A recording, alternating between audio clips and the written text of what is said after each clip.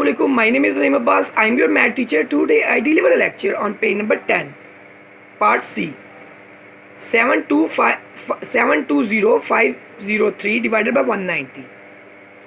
Now 190 multiplied by 3, we get 570. Now we subtract, we get 150. 150 smaller than 190. Therefore we place 5. 190 multiplied by 7, we get 1330. Now we subtract, we get 175. 175 is smaller than 190, therefore we place 0.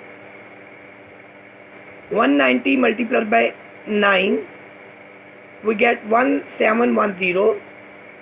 We subtract, we get 40.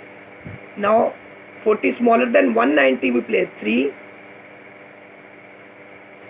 190 multiplied by 2, we get 380. Now we subtract, we get 23.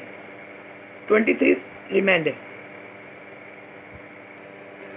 Part D is similar to part C.